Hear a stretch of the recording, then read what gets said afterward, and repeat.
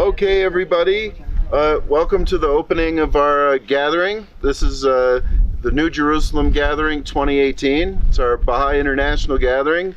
Guests from the United States are here, and of course we're being hosted by the National Baha'i Council of the United States under the provisions of the covenant. We have visitors from England and Pakistan here, and folks coming from Canada, and we're filming this for the first time so that the friends in South Africa can be with us, and in Persia and Bulgaria, Denmark, and Egypt, and the Far East, and of all the different countries. This will be put up on the internet for everybody, and I'd like to first of all thank the National Baha'i Council and the members of it for facilitating this gathering and making it happen. And a special thanks to Kathy and Dieter Cantrip for hosting this wonderful gathering here in the Roaring Fork Valley in Colorado. And tonight we're going to start off with a keynote talk by Nefertiri Weeks. She has been an active Baha'i and a scholar of sociology and Baha'i studies for many years. And our keynote talk will be on the 12 foundation stones, which are the 12 principles of the faith that Abdu'l-Baha explains is the 12 foundations of the New Jerusalem prophesied of in the book of Revelation. And we have both a spiritual reality to this and a material fulfillment of these things here in the Rocky Mountains of the United States, that for 2,000 years Christians have been waiting for the holy city, the heavenly city of New Jerusalem, to descend out of the heaven of prophecy and bring about the great unity of all the people of the world in the oneness of humanity. So without further ado, I would like to introduce, and it's my pleasure to do so, Nefertiri Weeks. Nefertiri, thank you for being here. Thanks, Neal. Thanks. So this talk is, it's just now coming together, and it's probably going to raise more questions than it answers, and I hope that that's okay. So these are some of the questions that I've been going through graduate school for about 5 years now. And so when you have a foundation of the Baha'i faith the way that we do, and you're interfacing with a lot of complex theories, you have to start asking questions about what is it that we are working on to establish? What is the Baha'i faith? What is the kingdom of God on earth that's talked about in the book of Revelation? What is the world order of Baha'u'llah? And so some of the concepts that I've been dealing with in school, I've been trying to cross-reference with my understanding of Baha'u'llah and the Baha'i revelation. And so this talk is kind of a product of that. And so I am going to burden you just a little bit with some academic terms, and not a ton, but just some, to put a foundation to talk about what is different about what we're trying to establish versus the type of society that we are living in now. I have been spending a lot of time studying what are the foundations of the society that we're living in now versus what is it that we should be living in. And so that's kind of where this is revolving around. So in order to do this, I want to just introduce 5 concepts really briefly. And these are really academic, nerdy terms that everybody hates to hear, but I'm going to do it anyway. Number 1, ontology.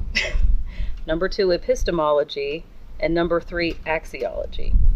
So these 3 terms are really important for understanding people and the society that we live in. And I'm going to say why. The other 2 terms are agency and structure. And so I wish I had like a dry erase board so that we could kind of draw these out, but instead I'm just going to explain them, and we'll work through it as we go. Okay, so in sociology, there's a huge debate around 2 concepts, agency and structure. And so what the heck are these?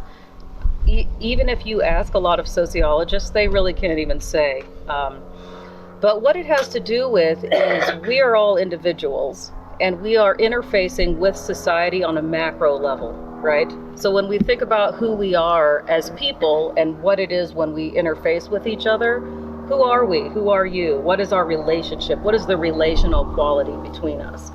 And so this is a question between who is the reality of us versus the society that we build when we interact with one another. Because when human beings interact with one another, they form institutions, organizations, corporations, states, nations, and even at the international level. These are all composed of individuals, right? These aren't just weird nebulous things out there. They're actually composed of individuals who are interacting with one another to create what we have today. And what we have today is a crisis-prone civilization that is suffering from an acute concentration of wealth at the top. Over 60% of all the wealth on the globe is owned by 1% of the population. And this is even worse as it goes up. Really, it's about 0.01% of the population that has all of the wealth and all of the income. And so this type of wealth distribution is not stable and it's not sustainable, and which is something that historians have noticed many years over, which I'm sure you're all familiar with. Now, going forward, what I want to do is talk about the axiomatic, the epistemological, and the ontological, and what the heck that is in relation to the Baha'i faith. And so, when we think about each other, the axiomatic is our values. What are our core values? What do we really value when we live our lives? When we get up during the day, what do we do, right? These are our values. What in current society, what do we value? Profit maximization. We got to make as much money as possible. We got to get our house purchased. We got to get our retirement fund done. We got to get our IRA, right? So these types of values that are foundational to Western modern society, postmodern society, it's interesting to think about that versus what are the values that are embedded within the Baha'i faith. Okay, so then the epistemological, this is, how do we know what is true? How do we know? Like, what are our methods for determining what the truth is? And then our ontological is, what is true? What is the reality, right? What I think is that the 12 principles themselves actually intersect on all these levels at both the individual level and at the structural level. How? How is this? What I think, and one of the things that I've been kind of interfacing with is that in our current civilization, we are told, right, that we are individual. We are born isolated. It's a survival of the fittest. We are in competition with one another, right? We go out into the workplace, we sell our wage labor, and we're in competition, and we're kind of all on our own out here, right? Well, in the Baha'i faith, there's something a little bit different going on, and this has to do with the oneness of humanity, which is the first principle of the Baha'i faith. And the oneness of humanity, I believe, is absolutely and completely different it is foundationally different to the civilization that we are living in right now, the oneness of humanity. And so I'd like to just read something brief from Shoghi Effendi about it. The principle of oneness. Let there be no mistake. The principle of the oneness of mankind, the pivot around which all the teachings of Baha'u'llah revolve, is no mere outburst of ignorant emotionalism or an expression of vague and pious hope. Its appeal is not to be merely identified with the reawakening of the spirit of brotherhood and goodwill among men, nor does it aim solely at the fostering of harmonious cooperation among individual peoples and nations. Its implications are deeper, its claims greater than any which the prophets of old were allowed to advance. Its message is applicable not only to the individual, but concerns itself primarily with the nature of those essential relationships that must bind all the states and nations as members of one human family. It does not constitute merely the enunciation of an ideal, but stands inseparably associated with an institution adequate to embody its truth, demonstrate its validity, and perpetuate its influence. It implies an organic change in the structure of present-day society, a change such as the world has not yet experienced. It constitutes a challenge, at once bold and universal, to outworn shibboleths of national creeds that have had their day and which must, in the ordinary course of events as shaped and controlled by providence, give way to a new gospel, fundamentally different from and infinitely superior to what the world has already conceived. It calls for no less than the reconstruction and demilitarization of the whole civilized world, a world organically unified in all the essential aspects of its life, its political machinery, its spiritual aspiration, its trade and finance, its script and language, and yet infinite in the diversity of its national characteristics of its federated units.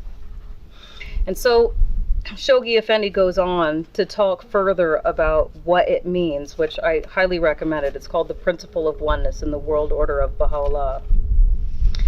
But essentially, let me go through the other principles, keeping in mind how these principles intersect on the axiomatic, the epistemological, and the ontological. They guide not only us in our interactions with one another, but they serve as this foundation and guiding foundation for the structure of civilization. And what I'm hoping to talk about tomorrow night is something a little bit more focused on the structure, but tonight talking more about the individual and what it means when we have these guiding principles within us and they form our axiomatic, our value laden, when we look at one another and we see the oneness of humanity and we understand about the independent investigation of the truth. So the 12 principles of Baha'u'llah, the first one, the oneness of humanity, all the rest support the oneness of humanity, the guiding principle of Baha'u'llah. The independent investigation of the truth. Religion is progressive, all having a common foundation. This is very different than what we're living in now, of course. We're all separated. You know, we kind of have this idea that, well, you have what you have and I have what I have. But Baha'u'llah here is saying that all of these religions are actually progressive. They build on one message, one divine light. That's all unified, coming from the same single source.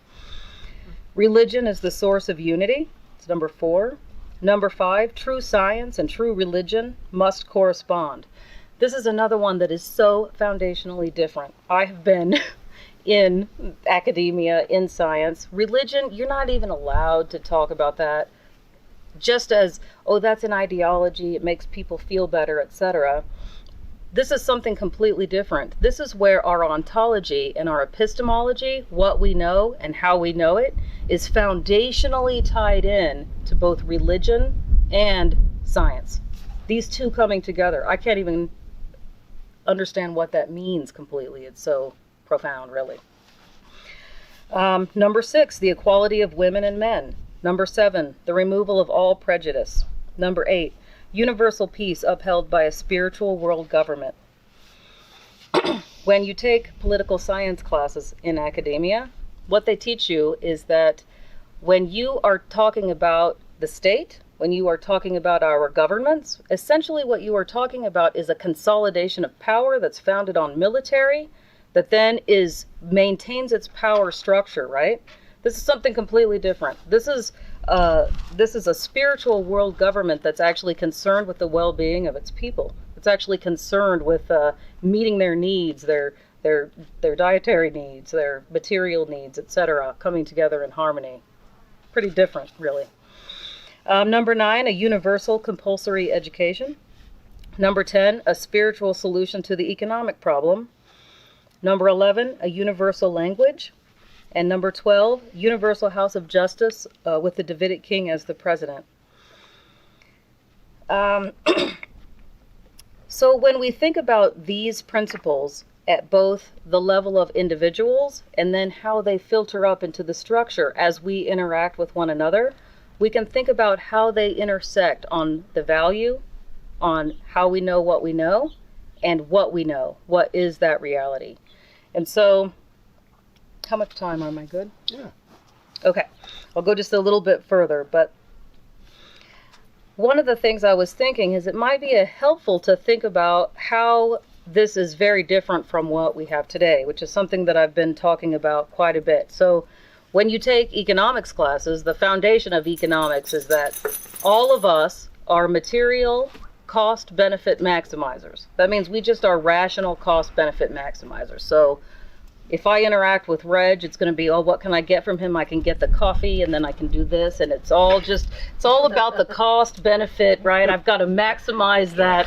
Yeah. It is pretty good coffee. It is pretty good coffee. It is true. It is true. So, also in economics, what is our purpose, right? Our purpose is to acquire material goods. Right? So we've got a cost benefit so that we can acquire those material goods so that we can get as much as we can, and then we can pass that on to our kids and make a legacy. That's kind of like what they think people are after and what they're doing. What's going on over here in the revelation of Baha'u'llah is that's actually not our purpose. Isn't that surprising? Our purpose in the revelation of Baha'u'llah has to do with knowing and loving the Creator, the divine light, the infinite essence, the unity of all, like what it is that our source of being is coming from. That's very different than cost-benefit maximizing. Knowing and loving God and manifesting the light every day in our lives is very, very different at such a foundational level that it's completely different. Like what we're dealing with here is a completely different world that I don't really think that we can conceive of right now. One of the teachings of Jesus is that when the return of Christ comes, and we accept Baha'u'llah as the return of Christ, who fulfills prophecy by the words of Jesus himself, who said that the glory of God would come. Baha'u'llah means glory of God. He actually said Baha'u'llah will come. Baha'u'llah revealed a revelation to us. And one of the things that Jesus said is that when he comes, he will make us all priests unto ourselves. What does this mean? This is a whole different thing that has to do with human agency. And so in sociology, they say, well, human agency, that's our will. That's what we do, what we want to do, what we choose to do, right? Well, in the Baha'i faith, our purpose is to know and love God, and our agency has to do with manifesting the light of God ourselves. We have our connection with Baha'u'llah, and we receive the light ourselves. We don't have to go through a priest. We don't have to go anywhere else to receive this. We can receive this on our own. This is something else that's foundationally different. And one final thing that I'll say, because I know that we are under time constraints, what I would like to talk about tomorrow is that once we see that what we're doing here at this axiomatic, this value-laden, and this ontological level is essentially different than what we're dealing with in the current civilization, we can conceptualize how it is that the structures, institutions, and organizations that represent people will also be inherently different, which is also in the 12 principles themselves. One of them that's really important to me personally is the economic system. So the 10th principle of Baha'u'llah is a spiritual solution to the economic problem. And so now our economic system, I've already talked about a little bit what they believe the values are that we have, right? Cost benefit maximization. If we all just cost benefit maximize, it'll all come out for the best, right? This is kind of like this invisible hand, Adam Smith market type concept. I'm not exactly sure what the spiritual solution to the economic problem is. But one of the things that I have been studying is the problem with having this cost-benefit competition in the economic system, as opposed to having an economic system that is subordinated to the needs of the people, that serves to distribute scarce goods and resources to people in such a way that they can live their lives and be healthy and strong and happy. So that's something that I'm hoping to talk a little bit more about tomorrow. So just to summarize, I think one of the keys here is that the 12 principles themselves really are the foundation stones to a totally new society that has the potential, if we are able to manifest the light and spread it out, to completely transform the current civilization into something completely new. Thanks. Thank you, Nefertiri. Okay, so let's open this up for questions and answers for maybe 15 more minutes, and then we're going to eat. Does anybody want to start with a question? I barely knew the words I know, I'm sorry. I hate That those was so words. cool. No, Those words are it's terrible. silly. Oh, No, it's interesting, because those are words, I mean, that are, they're the right way to put it. I just have never heard It's, I think, So it's academia, pretty when good. they were thinking, well, what is the truth? Well, let's come up with the most ridiculous word possible. Ontology. I know, I'm like- It's really just like, what do we think the truth is, right? Ontology. It's kind of silly, but... And then how do we go about knowing that? Epistemology. Yeah, those are like, oh, okay, so let me help out a little bit Yeah. with some of the terms, okay? And I'm able to sometimes translate things. I can help out at least that part. I don't think that I understand the whole thing myself, because it's beyond my comprehension. I think Shoghi Effendi said he himself stood too close to the Will and Testament to understand it. So we're caught up in the middle of something that's bigger than ourselves. And we're Shoghi Effendi also stated we were all creatures of the half-light, and we're currently living so indoctrinated in the current system that we are, that we all know that we're participating in the consensus trance. And we've been trying to wake up from this and find out who we really are as human beings, what it really means to have a relationship with God and a relationship with each other, and have a society that sustains our happiness in God and our joy in God. So let's start with axiology. So axiology comes from the Greek word axis, or like the axle in your truck, in the wheel. And it's the thing that everything revolves around. Like when the Earth rotates around the sun, it also revolves around its own axis. So axiology means the thing that everything else is revolving around. So axiology means the study of the axis. And Jimi Hendrix had an album, Axis Bold as Love. So the axis is whatever my life is revolving around personally, or what the culture and civilization is revolving around, or what makes the whole world turn. And being born in the 60s, I always believed that love made the world go round. So, so I have a value system that involves love. And so axis in Greek not just only meant the axle of your truck, but it meant values that they knew way back then at the time of Socrates and Plato and Pythagoras, when they met with King Solomon and Zoroaster in Jerusalem and founded the Academy of Western Civilization around 1000 BC, that the whole world revolves around what we value the most. And so axiology means what you value the most, what's most valuable to you. And so here we see that this principle of the oneness of humanity and the love we have for God and one another has something to do with a different civilization of what this is all about and what we're all doing with each other, having our families, having our children, and having these relationships. So that's axiology. Ontology means reality. What is real? Is the invisible God real? Or is that rock over there more real? So we have material fact, and that's real, and we have spiritual facts, like the transfiguration of Jesus. Isn't a fantasy, it's a spiritual fact. So that would be considered to also be real. So ontology means what do we think is ultimately real? And the second principle of the faith, it can also be talked about as the personal and individual immediate experience of reality. So ontology means how I am in the world. Like your personal experience of how you experience reality is your ontology. It's how you experience the reality of your world. Epistemology means how do I know what I know? So Abdu'l-Baha gives 4 ways of knowing in some answered questions. We know by tradition, logic, inspiration, and somebody help me out. Senses? And our 5 senses. And then he says there's a 5th way of knowing, which is through the Holy Spirit. So he gives us 5 epistemologies, 5 ways of knowing. So that's all epistemology means. Episteme means to stand forth. So for instance, when I look out around me, I can't really, my doors of perception are blocking out most of what's going on, right? And so if I focus over there, I happen to see the kitchenette area. See what I mean? So that stands out. And then when I look at that, everything else fades into the background. And that was what episteme means. It means to stand out. It also means how do you stand out in your life, in your world. So ontology is how I am in the world, and epistemology would be how I know and experience what I know in my world. And then methodology, method hodos means your path.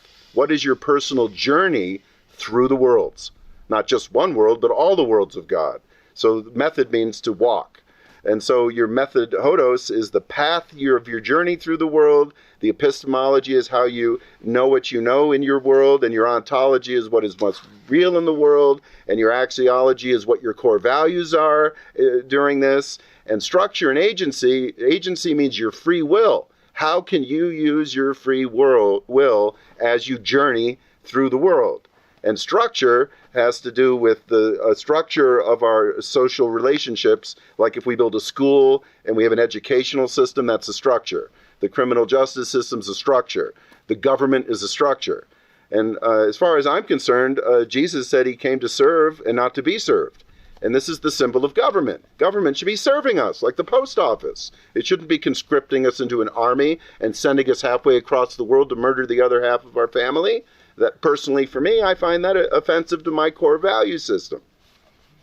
So there's just some ways that we could use some of the terminology that Nefertiti is providing us from science of sociology, which also began at the same time as the revelation of Baha'u'llah around the mid-1800s. And he says true science and true religion should correspond. So Nefertiti is able to give us some scientific insights into these things we already know. So these are just some other ways that you might be able to express yourself in your own journey and your own personal experience. So that would, I hope, helps with some of the terminology. Does that help a little? Still big words. Yeah. Yeah. So the main thing about the principles is that they're an axis, like an axle. Things revolve around the oneness of humanity. Which makes sense. Yeah, your values. It just gets complicated in between all these things. More feedback for Nefertiti? Oh, yeah, go ahead, Kay. Yeah, towards the end there, I really thought a lot about what you had to say about not knowing quite what the spiritual solution might be to the economic problem. And I think, there's a way we could kind of simplify that. I think that if we try to apply the spiritual principles of the Baha'i faith, or even just the golden rule of just, treat each other like we would want to treat ourselves, I think that would be a really great spiritual solution to the economic problem. I think if we just wanted justice in the world, I think that would go a long way. So, I don't know. I agree, and that goes back, to the values, like what are we really valuing? But one of the problems with our current economic system, when you really get down and study its history and how it was founded, our current economic system, capitalism, was founded in, it kind of emerged in the 1600s, but it essentially was an apparatus of wealth extraction for the imperial nations, the colonial nations, and it morphed out of mercantilism. And there's a lot of interesting studies out there that look at how it essentially legitimates a process of either think about gold mining or silver mining or pulling food from this nation. And so the way that the current economic system is structured, it's not, you can't even use the word spiritual to think about it, because there's so many wars right now being fought in the name of the economic system and stuff. So I do think it is a very different economic system that goes beyond, I think a lot of people that support America's economic system think, oh, this is about justice and freedom. We can go out and open a business and we can do this and we can do that. But really the economic system at the global level really serves as, it's like a tool of injustice. And so I do think it is essentially different than what we have now. And it would definitely, that's one of the reasons I've been studying the market. We turn everything over to the market, right, to buy and sell and trade. But really, we could just produce for ourselves in this other way. We wouldn't have to do it that way. So there are other ways that we could think about it. Makes sense. Yeah. Barb? Yeah, I was just thinking about how my personal feeling is that the economics are not going to be able to be changed until people look at them in a less selfish way. You know, they look at the economics for all mankind's benefit. I noticed on this thing is that it's a whole, it kind of like pinpoints how people in this society now are looking at things, but it also shows some ways it can be changed. And I thought, wow, that's really cool that your sister, you know, got the kids that, because there are so many real good lessons in it. But the economic system, basically, like I said, until people stop being selfish about their finances or their economic needs or whatever, and start looking at it in a loving, giving way, it's going to be really difficult to see many real changes, is my opinion. But I agree with you, and that's one of the, when I'm studying economics, even economic theory, people who are in academia, they realize that really economic systems don't just change, right? They don't just change. I mean, social movements happen, but you don't change entire economic systems through social movements. Yeah. But really what does happen when you look at the history of humanity, which we kind of have a pretty good record, going back a few thousand years, right? I mean, we have some artifacts and stuff going back to like 7,000 BC, which is far back as I've been able to get on my chart. But you can see how civilizations rise and fall, and every civilization has its own specific political system, institutions, economic systems, etc. But there is something interesting going on there with what happens when an economic system collapses, right? Like what happens when communism collapsed in Russia, or what happened when the economic system in the Roman Empire collapsed, right? Well, one of the things that some economic theorists are kind of coming to terms with is that there are contradictions that are inherent in any particular economic system, probably not in the spiritual solution to the economic system, but the way that the economic system now is set up, there are inherent contradictions in our current economic system. For instance, let's take the foundational assumption of our current economic system is that all of the inputs to it are infinite, right? So all the trees are infinite, all the water is infinite, all the land, right, all the habitat, that's all infinite. Is that infinite? Are we living in an infinite space?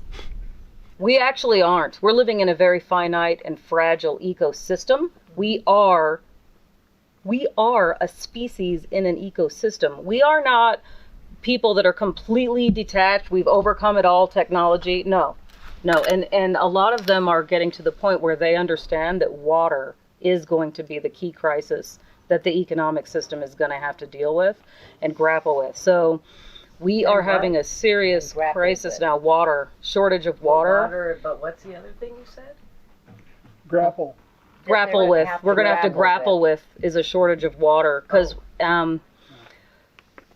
when you look at the agricultural system, the way that we're growing food right now with Monsanto at the top, and they're creating these genetically modified foods that they're trying to spread all across Africa and Latin America that take immense amounts of water, are inherently polluting.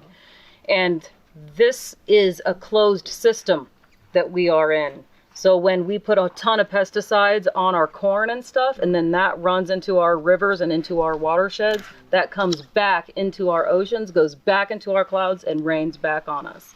And so there's these inherent contradictions. Well, the main point I'm trying to make is that there's these inherent contradictions in the economic system. And one of the things that really did in the Roman Empire was soil salinization. So they were soil salinization. Mm-hmm. So they were getting into the monocrops like we're doing now. Yeah. And this monocrop culture is unsustainable and it can't be maintained. And the other thing, like I said at the beginning, the concentration of wealth that we're getting at now, the amount of poverty and the amount of wealth concentrated at the top, economic theory teaches that it's all infinite, right? If any of us just go out there and work hard, we can earn it and accumulate unto ourselves. And it's embedded in this concept that everything is infinite. That's all a lie. We're not living in an infinite system. We are living in a finite and fragile ecosystem where once somebody accumulates a bunch of stuff for hundreds and hundreds of years, that means that people down here do have less. You know what I mean? It gets concentrated at the top. So when I look at the economic system, I'm trying to discover these key crisis points that we're dealing with. And one of them has to do with destruction of our habitat, the destruction of our ecosystem, and the other one has to do with this concentration of wealth and spreading poverty that we're dealing with. And it's very real. And I think that it's intricately intersects with Jesus' vision in the book of Revelation where he sees great destruction. That is so, I think that's just so right on. Yeah. Thanks for the introduction of that new word, the axiology. It seems that the people that own the most wealth in the world, like Queen Elizabeth owns 1/6 of the land surface area. And what is her axiology? She's got to manage all that. Mm-hmm. She's got to have people to do that, and so her life may be pretty well wrapped up in taking care of that, and she may not have much room for consideration of anything that's going on outside the system that she's the center of, you know.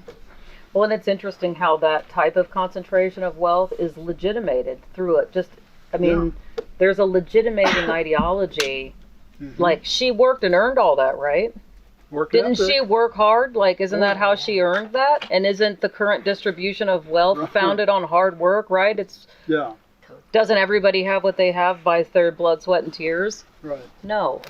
You know, so the way that the ideology is legitimated today allows us to keep going, right? Because we think that it's a legitimate process, but it's not. It's not. Yeah. If you're a corporate officer, your axiology is enforced by this law that you must not do anything to harm the bottom line of your company. You can be prosecuted for that.